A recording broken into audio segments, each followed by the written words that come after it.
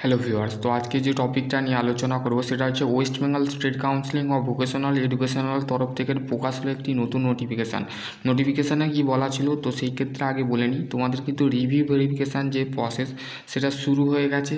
তো সেই ক্ষেত্রে তোমরা যারা এখনও পর্যন্ত তোমাদের result of diploma pharmacy result দেখোনি বা তোমাদের অ্যাপ্লিকেশান অফ রিভিউ রেজাল্ট যেটা আছে সেটা কিন্তু তোমাদের স্টেট কাউন্সিলিং থেকে অফিসিয়ালি আপডেট আসছে। তো সেই ক্ষেত্রে কী বলা আছে দেখো, তোমাদের application for the review result of part of external theoretical exam August মাসে তোমাদের যে এক্সটার্নাল পরীক্ষা হয়েছিল তার কিন্তু রিভিউ ভেরিফিকেশান তোমাদের এসে গেছে। তো সেক্ষেত্রে তোমরা এখনও পর্যন্ত যারা রিভিউ করোনি রেজিস্ট্রেশন ইস্যু নাম্বার দেবে, রেজিস্ট্রেশন নাম্বার দেবে, ইস্যু করবে, তারপরে যদি হয় এন্টার ইউর রোল নাম্বার দেবে, অ্যাডমিট কার্ড নাম্বার দিয়ে তোমাদের কিন্তু সার্চ করে তোমাদের কটাতে রিভিউ করতে চাও, একটা না দুটো, যদি 4টে সাবজেক্ট হয় তো 2টো রিভিউ করতে পারবে, বা যদি 6টা সাবজেক্ট হয় তো সেক্ষেত্রে 2টো বা 3টে সাবজেক্টে ক্লিয়ার করতে পারবে, ঠিক আছে।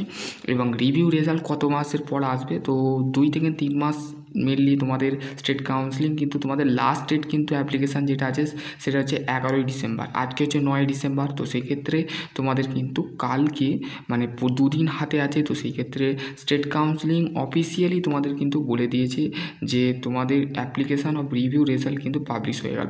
আশা করছি তোমাদের যদি আরও কোনো কোয়ারি থাকে অবশ্যই কমেন্ট